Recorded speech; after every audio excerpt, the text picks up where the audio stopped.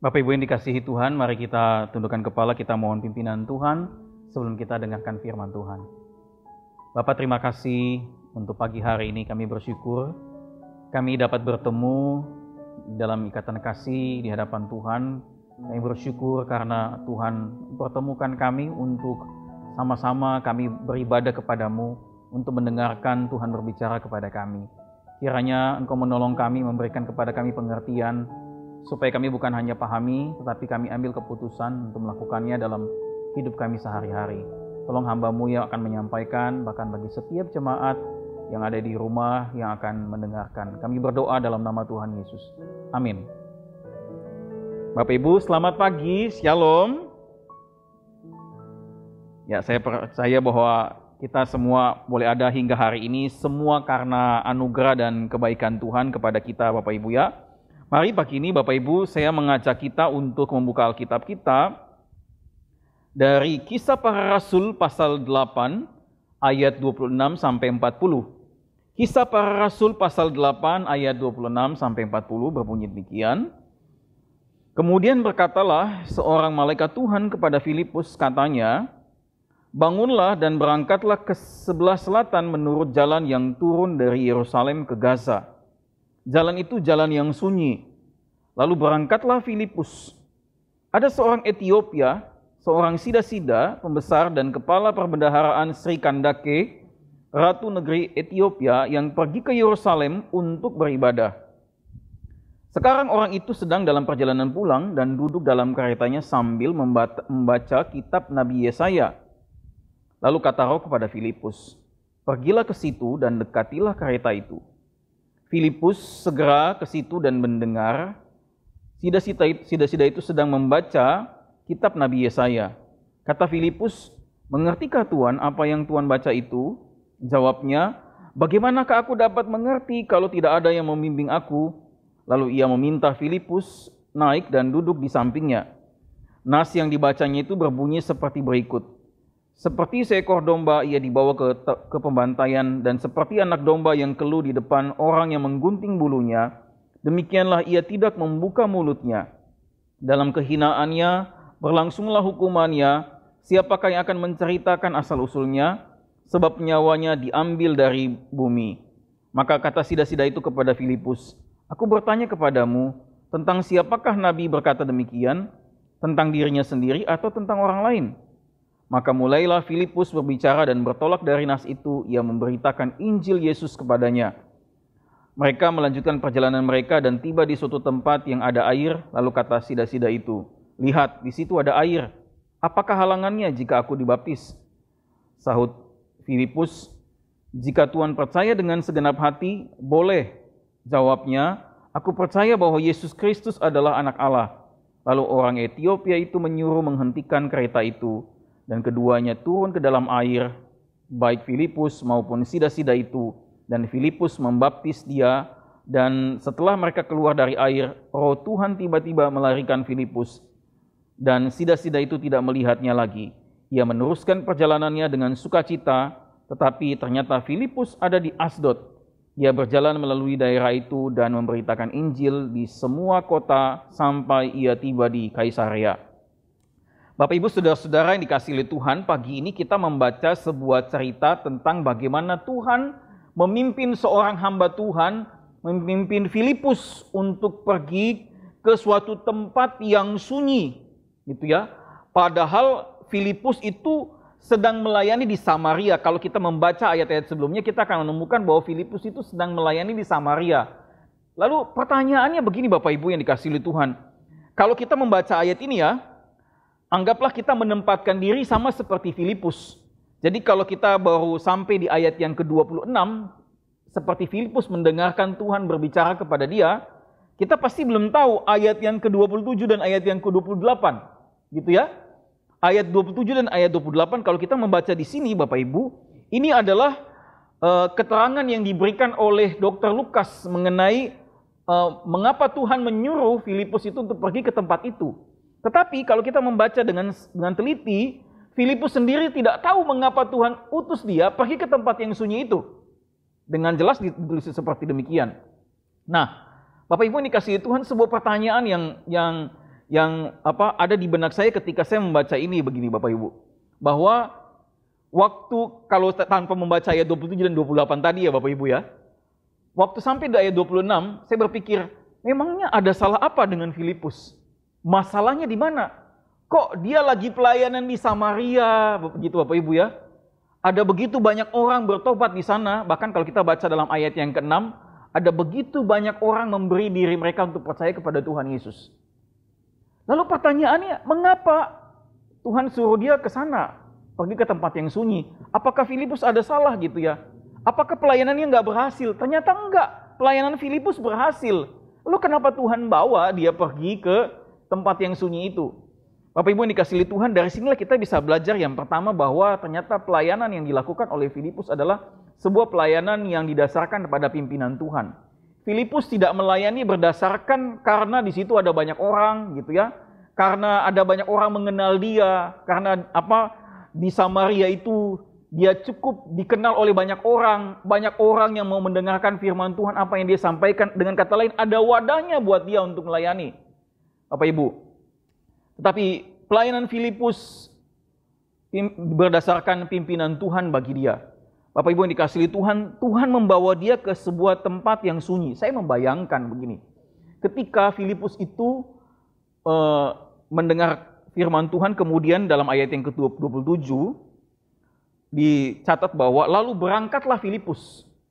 Sebelumnya itu tidak dicatat, Filipus nggak nanya-nanya sama Tuhan, memangnya kita ke sana mau ngapain gitu. Sama sekali nggak ditanya sama Filipus. Tapi dia tahu bahwa Tuhan memimpin dia ke tempat yang sunyi itu. Di jalan yang sunyi itu. Saya membayangkan waktu Filipus tiba di tempat itu. Mungkin dia lihat kiri kanan. Dia lihat ke sana kemari. Jalan ke sana, jalan kemari. Kok nggak ada orang ya? Ini maksud Tuhan ngapain saya pergi ke sini? Apa yang harus saya lakukan? Nggak ada orang di sini yang bisa diajak ngobrol. Dia jalan mungkin dari ujung ke ujung, dari sini ke sana gitu ya. Dia menunggu 1 jam, 2 jam, gitu ya. Saya membayangkan, panas terik. Ini gimana ini? Apa yang harus saya lakukan di sini? Bapak Ibu yang dikasihi Tuhan, sembari dia lagi menunggu, mikir, ini apa yang mau Tuhan suruh saya kerjakan? Jalan ke sana kemari, sepertinya nggak jelas gitu ya. Dari jauh dia lihat ada sebuah kereta lewat. Bapak Ibu Saudara-saudara, waktu dia lihat kereta itu, kemudian Roh Tuhan bicara sama dia. Nah, dekati kereta itu. Kalau kita baca dalam ayat 29, lalu kata Roh kepada Filipus, Roh Tuhan gak bilang, kamu dekatin itu, ada orang di dalam, dia lagi baca Alkitab, gitu ya, dia lagi baca kitab Nabi Yesaya, bla bla bla, enggak. Cuman Roh Tuhan bilang, kamu dekati kereta itu. Bapak Ibu yang dikasihi Tuhan, pergilah ke situ dan dekatilah kereta itu. Kedengarannya juga kurang begitu jelas Bapak Ibu. Tetapi begitu kereta itu datang dan begitu dia dengar Tuhan suruh dia dekati kereta itu, Filipus baru ngertilah maksud Tuhan. Bahwa Tuhan utus dia ke situ hanya untuk bertemu dengan 1 orang. Bapak Ibu, ternyata 1 orang berharga ya di mata Tuhan. 1 orang ini disiapkan oleh Tuhan supaya bertemu dengan Filipus, supaya dia boleh percaya kepada Tuhan Yesus. Bapak Ibu yang dikasihi Tuhan Yesus, Filipus, kita bisa melihat bahwa Filipus adalah seorang yang taat kepada Tuhan. Begitu dia ngerti pimpinan Tuhan bagi dia, dia langsung melakukan apa yang Tuhan kehendaki. Sekalipun dia berada di tempat yang sunyi yang dia tidak ngerti, Bapak Ibu. Bapak Ibu yang dikasihi Tuhan, kita bisa melihat bahwa hasil dari ketaatan Filipus terhadap pimpinan Tuhan bagi pelayanannya dia. Kita bisa melihat bahwa pelayanannya berhasil, gitu ya. Dan sida-sida dari Ethiopia ini akhirnya memberi diri dibaptis. Dia percaya kepada Tuhan Yesus. Bapak Ibu yang dikasihi Tuhan Yesus. Tetapi ada sebuah masalah begini Bapak Ibu yang dikasihi Tuhan yang kita temui dalam kehidupan kita hari ini. Bahwa ketika kita bicara tentang pimpinan Tuhan, pertanyaannya adalah, mengapa sih saya perlu Tuhan memimpin saya begitu? Mengapa saya perlu pimpinan Tuhan? Kalau Tuhan kalau Tuhan mau supaya hidup kita dipimpin oleh Dia, tapi pertanyaannya mengapa sih? Pertama, mengapa kita perlu pimpinan Tuhan? Yang pertama Bapak Ibu, saya ingin berbagi kepada kita. Yang pertama, mengapa kita perlu dipimpin Tuhan? Karena paling jelas adalah nggak ada satupun orang di antara kita yang tahu tentang masa depan. Tidak ada seorang pun di antara kita itu yang punya pengalaman dengan masa depan. Kita, Bapak Ibu yang dikasihi Tuhan Yesus, kita disebut punya pengalaman karena kita sudah lewati. Tetapi masa yang akan datang tidak seorang pun pernah melewatinya. Kita disebut punya pengalaman ketika masa itu sudah kita lewati. Masalahnya untuk hal-hal yang akan datang, untuk hal-hal yang depan kita gitu ya, mengenai hari-hari hidup kita, mengenai pekerjaan kita, mengenai pelayanan kita, mengenai gereja kita, tidak ada seorang pun yang tahu. Gitu Bapak Ibu. Sehingga kita butuh pimpinan Tuhan. Bapak Ibu yang dikasihi Tuhan, seringkali kita bertindak berdasarkan apa yang kita pikir itu patut, apa yang menurut kita itu pantas, tepat. Tapi belum tentu apa yang menurut kita pantas, tepat itu sesuai dengan pimpinan Tuhan. Sesuai dengan apa yang menjadi kehendak Tuhan. Gitu ya. Sehingga kita perlu pimpinan Tuhan. Supaya setiap langkah yang akan kita ambil, yang kita belum tahu nanti nextnya ke depan seperti akan apa, begitu ya. Kita tidak bertindak salah. Kita nggak tersesat, kita tidak salah jalan. Bapak Ibu yang dikasihi Tuhan, kita adalah manusia makhluk yang rapuh. Kita nggak punya pengalaman tentang masa-masa yang akan datang sejak dari Adam dan Hawa. Bapak Ibu yang dikasihi Tuhan, meskipun Tuhan sudah kasih tahu pimpinannya, kehendaknya dengan jelas-jelas, jangan makan itu buah ya. Tetapi Bapak Ibu, karena Adam dan Hawa merasa belum pernah punya pengalaman makan itu buah, bakalan seperti apa ya kalau kita makan buah ini? Lalu mereka makan Bapak Ibu. Bapak Ibu yang dikasihi Tuhan, meskipun mereka sudah tahu konsekuensinya, tetapi sampai kita punya pengalaman baru kita, oh iya ya gitu ya. Nah Bapak Ibu yang dikasihi Tuhan, seringkali kita suka begitu tuh. Itu sebabnya Bapak Ibu yang dikasihi Tuhan Yesus, kita butuh pimpinan Tuhan. Supaya setiap langkah yang kita ambil, pada akhirnya di ujungnya kita nggak akan balik katakan bahwa, aduh coba kalau saya begini ya. Aduh coba kalau saya ambil keputusan begini ya. Aduh saya menyesal banget ya. Begitu ya. Bapak Ibu yang dikasihi Tuhan, sehingga kita butuh pimpinan Tuhan. Yang kedua Bapak Ibu yang dikasihi Tuhan Yesus, mengapa kita butuh pimpinan Tuhan? Karena kita pada dasarnya, tabiat kita adalah manusia berdosa. Kecenderungan kita itu adalah selalu bertentangan dengan kehendak Tuhan. Sekalipun kita adalah anak-anak Tuhan, tapi seringkali kehendak kita itu seringkali ditempatkan di atas kehendak Tuhan. Seringkali kita tuh bertentangan, berbeda dengan apa yang Tuhan kehendaki. Karena memang kita adalah orang berdosa begitu Bapak Ibu yang dikasihi Tuhan. Bapak Ibu, dan seringkali kita selalu jatuh dalam lubang yang sama. Berkali-kali jatuh dalam lubang yang sama. Ini menunjukkan kepada kita bahwa kita butuh pimpinan Tuhan. Bapak Ibu yang dikasihi Tuhan Yesus. Yang ketiga, mengapa sih kita butuh pimpinan Tuhan? Karena Bapak Ibu, kita selalu dalam hidup kita hari demi hari, kita selalu berhadapan dengan kekuatan dosa. Yang kelihatannya itu jauh lebih menarik, jauh lebih masuk akal dibanding pimpinan Tuhan. Dosa selalu mempunyai standar yang kita lihat itu dapat masuk dalam hitungan kita, kalkulasi kita.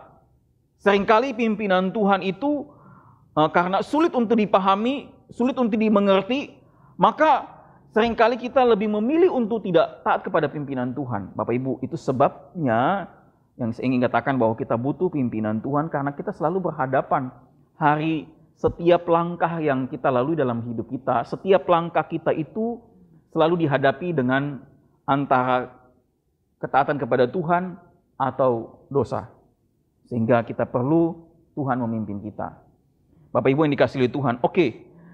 Kalau memang kita harus dipimpin oleh Tuhan, kita memang perlu dipimpin oleh Tuhan karena kita tidak tahu tentang apa yang akan ada terjadi di masa depan kita nanti, kita rapuh, kita tidak mengerti apa yang akan terjadi dengan hidup kita, kita adalah orang-orang yang berdosa dan kita selalu diperhadapkan dengan kekuatan dosa itu.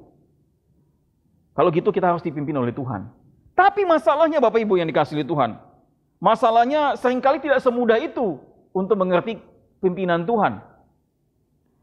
Saya merangkumnya ini menjadi dua pertanyaan yang perlu kita renungkan di pagi hari ini.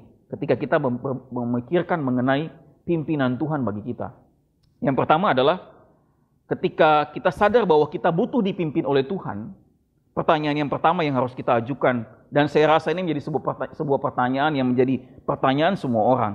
Bagaimana saya mengetahui pimpinan Tuhan bagi saya? Bagaimana saya tahu ketika saya berdiri di persimpangan jalan, lalu saya harus jalan kemana? Ke kanan atau ke kiri? Saya harus pilih yang mana? Mana yang merupakan pimpinan Tuhan? Kalau dulu bagi Filipus, Tuhan bicara kepada dia melalui malaikat Tuhan. Kamu pergi ke sana, dia langsung pergi. Masalahnya sekarang Bapak Ibu yang dikasihi Tuhan, kita tidak mendengar suara Tuhan secara verbal seperti itu. Lalu bagaimana saya dapat mengetahui pimpinan Tuhan? Bagaimana jalan yang harus saya pilih? Kiri atau yang kanan? Pertanyaan yang kedua Bapak Ibu yang dikasihi Tuhan, selama khotbah ini mari kita renungkan. Jika kita tahu Tuhan memimpin jika kita tahu Tuhan memimpin kita, pertanyaannya adalah, kita siap nggak mengikuti pimpinan Tuhan? Itu hal yang berbeda loh Bapak Ibu. Hal yang pertama, kita butuh ngerti pimpinan Tuhan. Kalau kita udah ngerti, pertanyaan yang kedua nih, kan kita auban ya Bapak Ibu. Kita siap nggak mengikuti pimpinan Tuhan? Coba lihat, pimpinan Tuhan tidak selalu membawa kita ke tempat yang ramai, tapi bisa membawa kita ke tempat yang sunyi, sama seperti Filipus. Bapak Ibu yang dikasihi Tuhan, sehingga penting bagi kita untuk merenungkan bagian ini. Nah Bapak Ibu yang dikasihi Tuhan, pertanyaan yang pertama, bagaimana saya dapat mengetahui pimpinan Tuhan?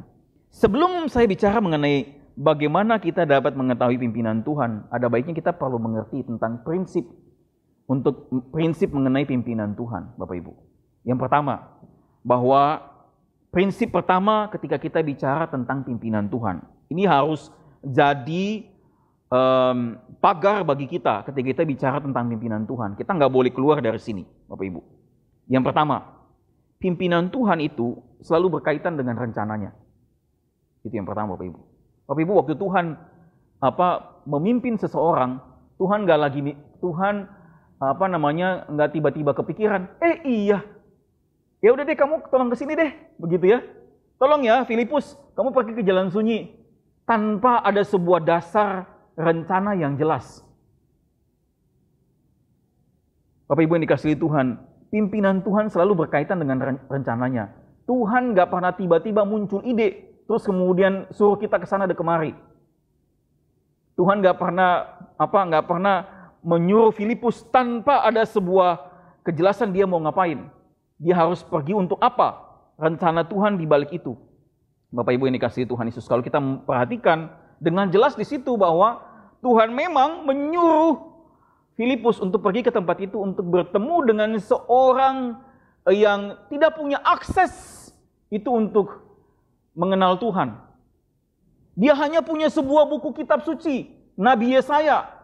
Tetapi dia tidak tahu bagaimana mengerti hal ini. Bapak Ibu, kita bisa lihat bahwa orang Ethiopia ini dia punya kerinduan sampai dia mau datang ke Yerusalem. Tapi pertanyaannya, saya berpikir, kalau dia sampai di Yerusalem, apakah orang-orang di Yerusalem akan terima dia atau tidak? Bapak Ibu tahu kan, orang Yahudi adalah orang-orang yang begitu eksklusif. Mereka tidak secara sembarangan menerima orang-orang dari luar komunitas mereka. Nggak mudah. Tapi dia datang pergi ke sana gitu. Sulit bagi dia nggak punya akses untuk belajar firman Tuhan. Itu sebabnya waktu Filipus tanya dia, mengertikah Tuhan apa yang Tuhan baca? Dia bilang, kalau ada yang bimbing aku pasti ngerti. Masalahnya nggak ada yang ngajarin. Gimana aku bisa ngerti? Begitu. Bapak Ibu yang dikasihi Tuhan Yesus, ternyata Tuhan punya rencana bagi orang Ethiopia ini untuk dia mengenal Tuhan. Bapak Ibu tahu istilah sida-sida. Sida-sida itu berarti adalah orang yang dikebiri. Begitu. Jadi dia memang dikhususkan dirinya itu untuk melayani melayani ratu negeri Ethiopia pada saat itu, gitu. Sehingga bisa dikatakan bahwa orang ini nggak punya masa depan. Hidupnya itu adalah ya dia jalani hari-hari hidupnya itu sebagai seorang pelayan.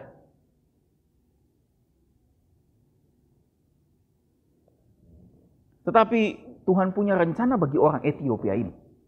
Bapak Ibu, pimpinan Tuhan selalu berkaitan dengan rencananya.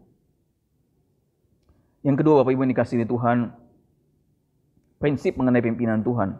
Tidak ada jalan pintas untuk memahami pimpinan Tuhan, Bapak Ibu.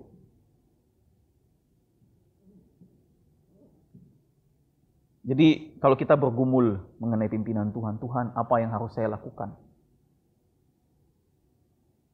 Kalau kita nggak ada jalan pintas, nggak sehari 2 hari kita bisa ngerti dengan jelas pimpinan dan kehendak Tuhan. Jangan pikir Filipus ini punya jalan pintas untuk mengerti pimpinan Tuhan kepada dia. Kita jangan lupa Filipus ini dididik oleh Tuhan Yesus 3,5 tahun. Dia berjalan berhari-hari bersama dengan Yesus. Dia belajar dari Tuhan Yesus. Dia bergaul erat dengan Tuhan. Barulah dia mengerti apa yang menjadi kehendak Tuhan. Bapak Ibu yang dikasihi Tuhan, nggak ada jalan pintas bagi kita untuk memahami kehendak Tuhan. Bapak Ibu dan saya perlu bergaul dengan Tuhan supaya kita dapat mengerti kehendak Tuhan. Bapak Ibu yang dikasihi Tuhan Yesus, sehingga berdasarkan 2 prinsip ini yang mengawal kita, maka bagaimana kita dapat mengerti pimpinan Tuhan bagi kita?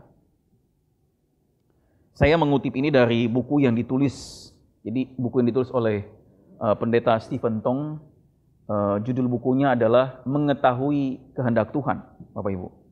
Jadi ibaratnya saya merangkumkan ya ini untuk kita, ya Bapak Ibu yang dikasihi Tuhan. Bagaimana kita dapat mengetahui pimpinan Tuhan?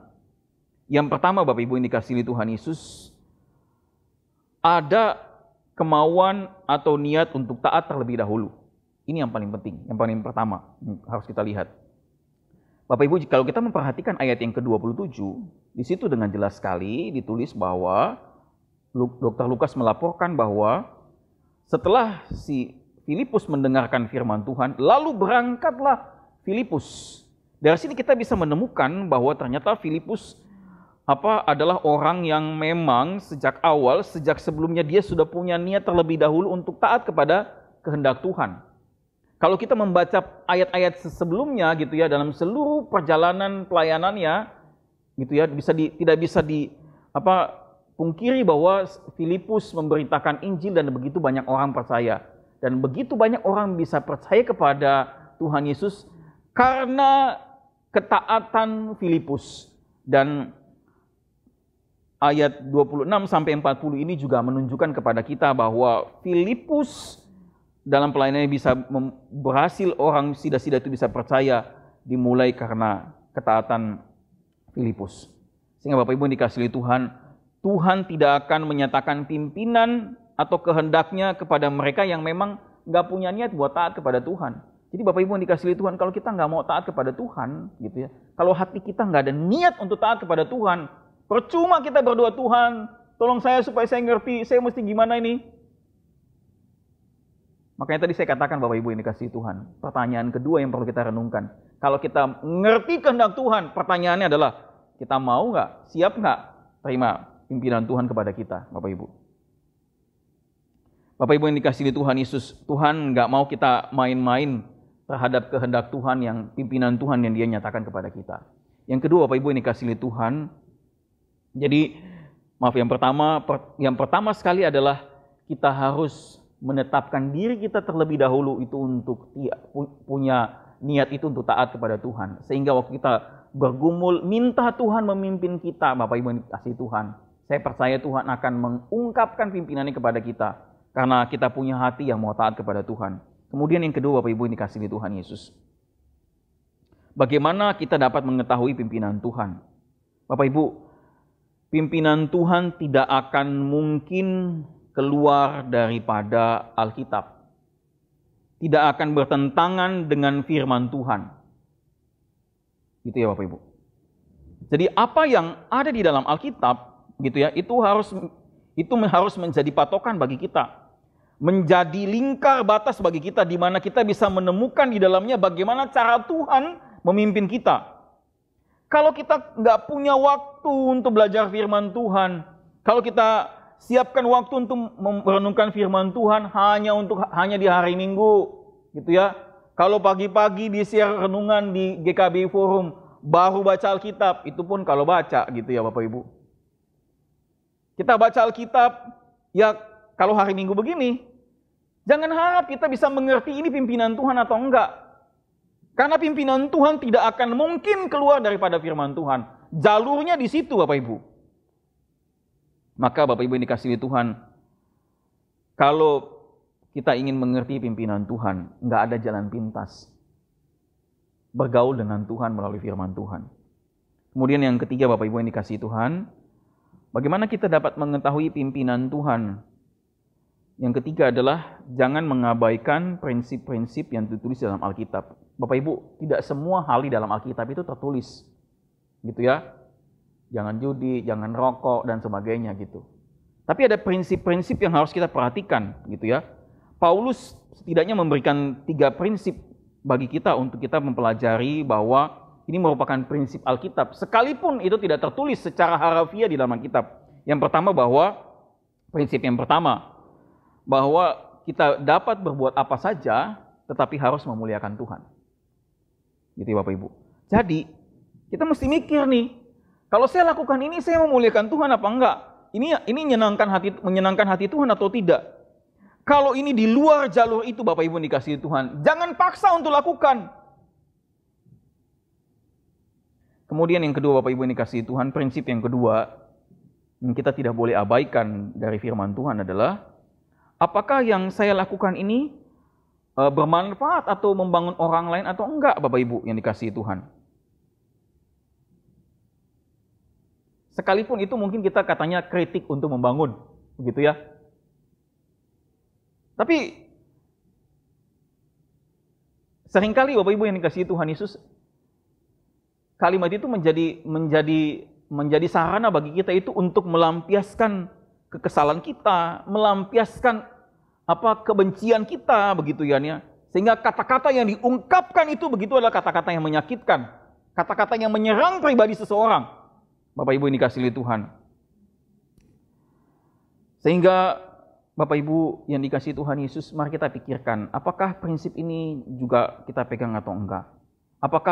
Apakah prinsip yang kedua ini kita pegang atau enggak? Bahwa apa yang saya lakukan, apakah ini membangun orang lain atau enggak? Kemudian yang ketiga Bapak Ibu yang dikasihi Tuhan, 3 prinsip ini harus kita pegang supaya kita jangan mengabaikan prinsip di dalam Alkitab.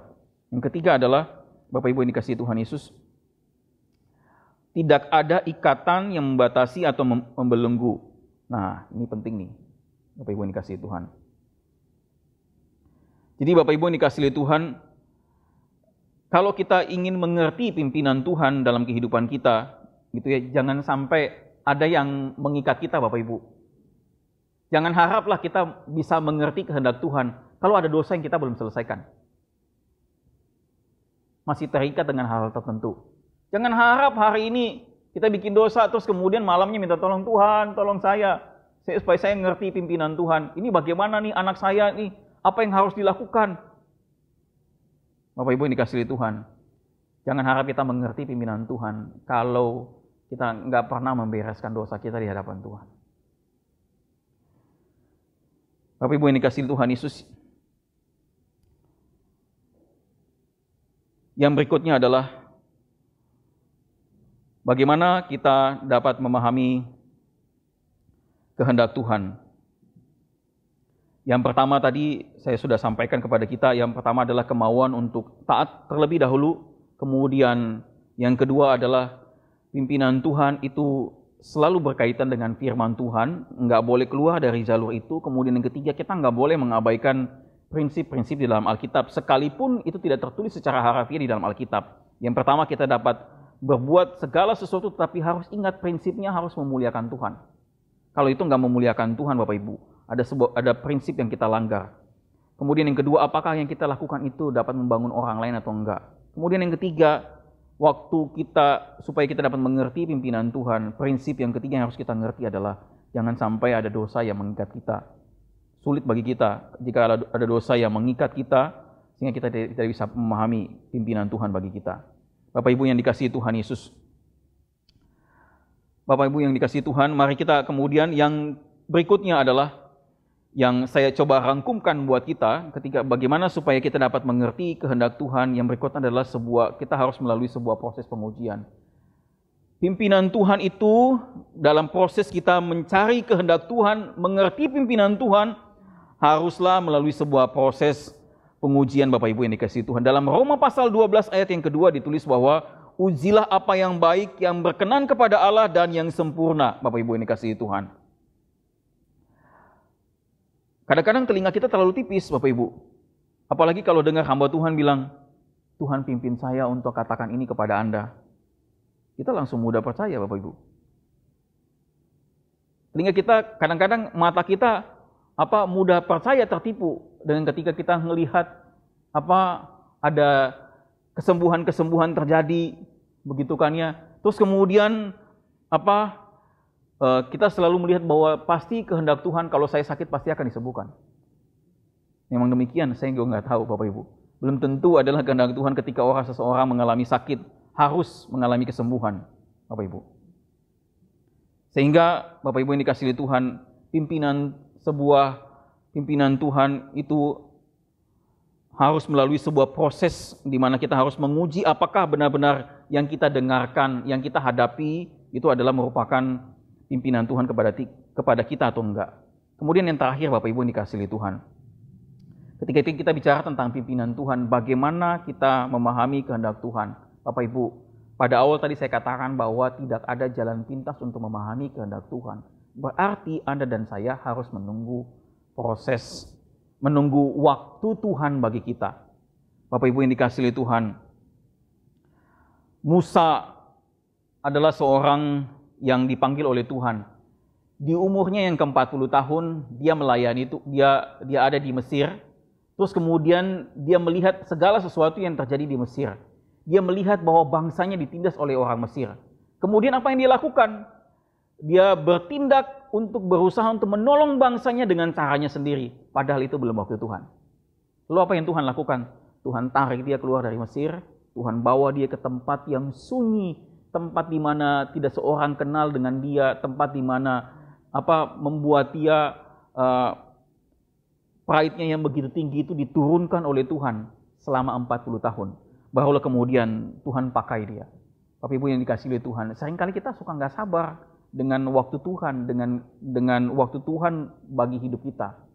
Sehingga kita merasa bahwa langkah ini yang harus kita ambil. Seringkali kita bertindak menurut apa yang kita anggap patut, apa yang kita anggap pantas. Tapi belum tentu adalah pimpinan Tuhan. Bapak Ibu yang dikasihi Tuhan. Yang berikutnya adalah kalau kita sudah mengerti bagaimana kita dapat mengerti kehendak Tuhan, maka kita harus ingat begini Bapak Ibu yang dikasihi Tuhan, bahwa ketika Tuhan memimpin, Tuhan menjamin bahwa Dia akan menolong kita itu untuk mengerti pimpinannya dengan tuntas. Tuhan gak pernah mimpin orang setengah-setengah Bapak Ibu. Contoh seperti Filipus ini. Waktu Tuhan suruh dia pergi ke tempat yang sunyi Bapak Ibu, awalnya kelihatannya cuma sepotong-sepotong nih. Tapi sampai tuntas Tuhan pimpin dia. Sampai orang Sida dari Ethiopia itu menjadi percaya kepada Tuhan. Bapak Ibu yang dikasihi Tuhan, memahami pimpinan Tuhan dalam kehidupan kita tidaklah mudah. Kita butuh bergaul dengan Tuhan sehari-hari. Tetapi selalu ada jaminan daripada Tuhan bahwa Dia akan memimpin kita sampai kita mengerti dengan tuntas apa yang menjadi pimpinan Tuhan kepada kita. Bapak Ibu yang dikasihi Tuhan Yesus. Sehingga pertanyaan yang pada awal tadi saya ajak kita untuk renungkan. Ketika Anda dan saya mengerti pimpinan Tuhan, kita siap nggak melakukan pimpinan Tuhan itu kepada kita? Bapak Ibu ingat Yunus? Bapak Ibu, dalam Yunus pasal 1 jelas sekali Tuhan bilang sama dia, kamu harus pergi ke kota Niniwe. Itu pimpinan Tuhan bagi dia. Tapi apa yang dia lakukan? Dia nggak siap Bapak Ibu. Dia lari gitu. Dia nggak siap dengan pimpinan Tuhan kepada dia. Kalau masih ingat beberapa waktu lalu yang saya pernah sampaikan dalam renungan-renungan pagi itu, bahwa Yunus pada akhirnya melihat bahwa, bukan pada akhirnya, ketika Tuhan memimpin dia untuk pergi ke kota Niniwe, Bapak Ibu, dia merasa bahwa ini sesuatu yang tidak masuk akal. Gitu ya Bapak Ibu. Dia merasa nggak masuk akal. Kenapa? Terus karena bagaimana mungkin dia cuma pergi seorang diri, pergi ke kota sekian gede itu. Terus kemudian bagaimana mungkin dia harus pergi ke sana? Sedangkan itu adalah musuh dari bangsanya sendiri. Yunus nggak siap untuk menerima pimpinan Tuhan. Jadi Bapak Ibu yang dikasihi Tuhan, ketika kita mengerti pimpinan Tuhan, pertanyaannya adalah, kita siap nggak taat dengan pimpinan Tuhan? Sekalipun Tuhan membawa kita menuju ke tempat yang sunyi, sama seperti Filipus. Bapak Ibu yang dikasihi Tuhan, tempat yang sunyi. Tempat yang sunyi itu seperti ketika kita ada di dalam pekerjaan kita. Orang yang bekerja, berbuat curang, jilat sana, jilat sini, begitu kan ya. Terus kemudian dia malah dapat promosi. Kita bekerja dengan sungguh-sungguh, dengan serius, disiplin, ya begitu-begitu aja. Bapak Ibu, tempat yang sunyi itu seperti ketika dalam suatu waktu Tuhan mengizinkan kita mengalami sakit yang tidak terduga. Masihkah kita tetap percaya kepada Tuhan? Masihkah kita tetap mau melayani Tuhan? Bapak Ibu yang dikasihi Tuhan, tempat yang sunyi itu seperti ketika kita lagi di dalam, apalagi di tengah-tengah kondisi pandemi seperti ini, ketika kita ditawarkan uang suap, kita lagi butuh setengah mati. Lalu kita akan seperti apa? Menerima atau menolaknya? Bapak Ibu yang dikasihi Tuhan, tempat yang sunyi itu seperti ketika di dalam gereja, ketika semua orang merasa bahwa aduh capek deh melayani di gereja gitu. Gereja kita nggak maju-maju, begini-begini aja gitu ya. Ketika itu terjadi, maukah Anda juga melibatkan diri, atau justru ya sudahlah, saya juga masuk juga percuma gitu kan ya, ikut pelayanan juga percuma, ikut bantu juga percuma, begini-begini saja gereja kita gitu. Nggak ada kemajuan-kemajuannya. Bapak Ibu yang dikasihi Tuhan, seringkali Tuhan membawa kita untuk memimpin kita ke jalan yang sunyi. Tapi sembari kita berada di jalan yang sunyi itu, sama seperti Filipus, dia lihat ke sana, ke kiri, ke kanan, nggak ada orang. Lalu dia bertanya mungkin dalam hatinya, Tuhan, sebenarnya Tuhan mau apa sih? Tuhan, sebenarnya bagaimana ini? Kok keluargaku jadi begini? Tuhan, bagaimana? Aku sudah hidup sungguh-sungguh taat kepada Tuhan. Tapi kok ini yang saya dapat di tengah-tengah pekerjaan? Tuhan, saya sudah berusaha untuk hidup benar di mata Tuhan. Tapi kok ini yang saya dapat? Bapak Ibu yang dikasihi Tuhan, Tuhan gak membiarkan Filipus terbingung-bingung sendirian, tungguin seperti demikian. Tapi dalam waktu Tuhan pertemukan dia dengan sida-sida dari Ethiopia. Bapak Ibu yang dikasihi Tuhan, waktu Tuhan pimpin kita di jalan yang sunyi, dia tidak membiarkan kita sendirian. Saya ingat dengan jelas, saya yakin Bapak Ibu juga ingat Mazmur pasal 23 ayat yang keempat. Daud menulis, sekalipun aku ada di lembah kekelaman, gadamu dan tongkatmu itulah yang menghibur aku. Bapak Ibu yang dikasihi Tuhan, lembah yang kelam adalah tempat yang sunyi Bapak Ibu. Nggak ada seorang pun di sana, nggak ada support di sana, nggak ada dukungan di sana mungkin. Nggak ada satupun orang yang mungkin percaya dengan kita di situ. Tapi di situ kata Tuhan, kata Daud, gadamu dan tongkatmu, itulah yang menghibur aku. Sehingga Bapak Ibu dikasihi Tuhan, ketika Tuhan memimpin Anda dan saya, sekalipun itu tidak masuk akal kita, sekalipun itu bertentangan dengan pengalaman-pengalaman kita, sekalipun itu berbeda dengan banyak pandangan orang lain, tapi kalau itu pimpinan Tuhan, Bapak Ibu, sekalipun itu di tempat yang sunyi, jangan takut. Ada Tuhan di situ yang menyertai Anda dan saya. Ada Tuhan di situ yang akan memimpin kita. Sampai kita akan ngerti dengan jelas, oh inilah maksud Tuhan. Ini toh kehendak Tuhan. Jadi, kalau hari ini kita ada di tempat yang sunyi itu, di lembah yang kelam itu, sabar dan nantikan waktu Tuhan. Untuk mengerti maksud Tuhan di balik pimpinannya bagi kita. Bapak Ibu yang dikasihi Tuhan Yesus. Pimpinan Tuhan memang sulit untuk kita pahami. Sulit untuk kita mengerti. Tapi bukan mustahil untuk dipahami, mustahil untuk dikenali, mustahil untuk dimengerti.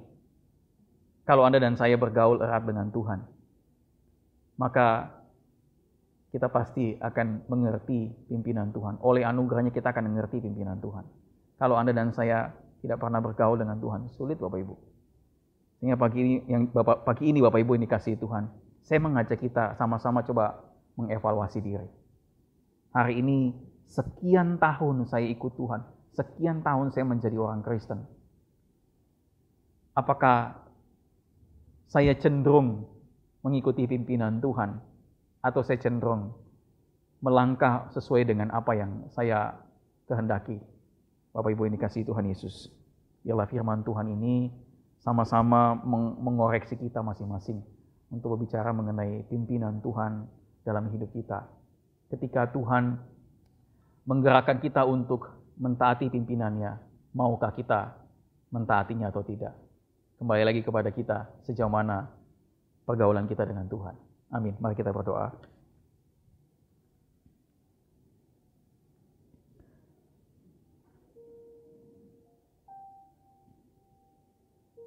Bapak Ibu yang dikasihi Tuhan Yesus, mari kita ambil waktu sejenak merenungkan firman Tuhan ini di hadapan Tuhan.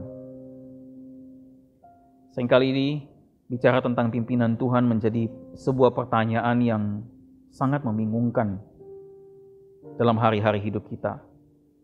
Ketika kita ada dalam pergumulan, ketika kita ada dalam kesulitan, tidak mudah bagi kita untuk mengenali manakah pimpinan Tuhan bagi kita. Ketika kita sedang memikirkan tentang masa depan, memikirkan tentang pekerjaan, memikirkan tentang rumah tangga kita masing-masing, seringkali tidak mudah bagi kita untuk mengenali pimpinan Tuhan bagi kita. Jadi pagi ini, melalui firman Tuhan yang kita dengarkan, pimpinan Tuhan memang sulit, tetapi tidak mustahil bagi kita, oleh karena Tuhan dapat membimbing dan menolong kita untuk mengerti pimpinannya. Mari kita sama-sama berefleksi, mengevaluasi diri. Apakah Anda dan saya hari ini adalah orang-orang yang sedang hidup berdasarkan pimpinan Tuhan atau berdasarkan apa yang kita kehendaki? Saya berikan waktu sejenak bagi kita untuk meresponi firman Tuhan ini dalam doa.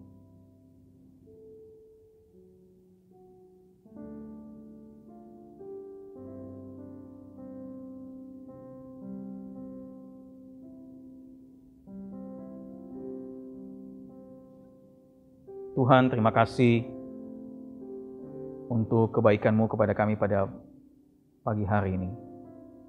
Kami bersyukur bahwa Engkau tidak pernah membiarkan kami di dunia ini sendirian. Engkau tidak pernah membiarkan kami melalui hari-hari yang Tuhan berikan kepada kami tanpa kejelasan, tanpa arah. Engkau selalu menghendaki supaya kami hidup dalam pimpinan-Mu. Sehingga itu Tuhan, pagi hari ini, tolonglah kami Tuhan, supaya kami dapat mengerti apa yang menjadi kehendak-Mu, apa yang menjadi pimpinan-Mu bagi kami. Supaya dalam segala hal yang kami kerjakan, hidup kami boleh dapat memuliakan Tuhan. Hidup kami dapat menjadi berkat. Terima kasih ya Tuhan Yesus. Pada pagi hari ini, pimpinlah kami Tuhan dalam setiap langkah yang kami lakukan. Setiap hal yang akan kami tempuh dalam sepanjang perjalanan hidup kami. Supaya pada waktunya Tuhan kami dapat memahami dengan jelas rencana Tuhan, bukan hanya bagi kami, tetapi bagi orang-orang yang ada di sekeliling kami, bagi keluarga kami, bagi rekan-rekan kerja kami, bagi orang-orang yang kami temui hari demi hari dalam hidup kami. Terima kasih Bapa. Pagi ini kami mengucap syukur kepada Tuhan untuk pemeliharaan Tuhan bagi setiap kami, bagi jemaat-Mu, untuk segala kebutuhan yang Tuhan cukupkan. Terima kasih untuk pekerjaan yang Tuhan sediakan bagi kami masing-masing. Terima kasih untuk keluarga yang Tuhan pelihara. Terima kasih untuk kesehatan yang Tuhan berikan. Terima kasih Tuhan untuk pertolongan demi pertolongan Tuhan yang kami nikmati, yang kami dapatkan dalam hidup kami hari demi hari. Tuhan, sungguh kami bersyukur kepadamu. Dan pada kesempatan ini juga kami bersyukur untuk Bapak Ibu Saudara-saudara kami yang berulang tahun dalam minggu ini. Baik Bapak Yunus Kamarga, Bapak Sandi Pangestu, Bapak Lemuel Cornelius Chandra, Ibu Jessica Surya Cahyar, Ibu Sylvia Veronica Yosep, dan Saudari Ines Suryadi. Terima kasih Tuhan untuk setahun usia yang Tuhan tambahkan kepada mereka. Kami doakan mereka sama-sama supaya di tahun usia yang bertambah ini, mereka semakin hari semakin mengasihi Tuhan, mencintai Tuhan dengan segenap hidup mereka. Dan sehingga seluruh hidup mereka boleh pergunakan untuk memuliakan Tuhan. Apa yang menjadi cita-cita, harapan mereka, pergumulan mereka di tahun ini, kiranya Tuhan yang akan jawab seturut dengan apa yang Tuhan pandang baik buat mereka. Terima kasih Bapa, kami bersyukur kepadamu. Dan kami bersyukur juga untuk setiap kegiatan ibadah, program yang dilakukan di dalam gereja kami. Tuhan, kiranya setiap wadah ini menjadi sarana bagi kami untuk bertumbuh di dalam iman, menjadi sarana bagi kami untuk sama-sama belajar firman Tuhan, supaya kami semakin hari semakin bertumbuh. Tuhan berkati setiap para pelayan Tuhan yang mengambil bagian dalam setiap pelayanan-pelayanan, setiap ibadah-ibadah, persekutuan yang diadakan sepanjang minggu dalam gereja kami. Kami berdoa Tuhan kiranya Engkau menolong sehingga melalui pelayanan setiap hamba-hamba-Mu, kami semua boleh memperoleh berkat daripada Tuhan, memperoleh pertolongan Tuhan, memperoleh kekuatan penghiburan daripada Tuhan, sehingga iman kami semakin bertumbuh. Terima kasih Bapa. Kami bersyukur dan kami sungguh berdoa hanya dalam nama Tuhan kami Yesus yang telah mengajarkan kami berdoa demikian. Bapa kami yang di surga, dikuduskan nama-Mu, datanglah kerajaan-Mu, jadilah kehendak-Mu di bumi seperti di surga. Berikanlah kami pada hari ini makanan kami yang secukupnya, dan ampunilah kami akan kesalahan kami, seperti kami juga mengampuni orang yang bersalah kepada kami. Dan janganlah membawa kami ke dalam pencobaan, tetapi lepaskanlah kami daripada yang jahat, karena Engkau-lah yang punya kerajaan dan kuasa dan kemuliaan sampai selama-lamanya. Amin.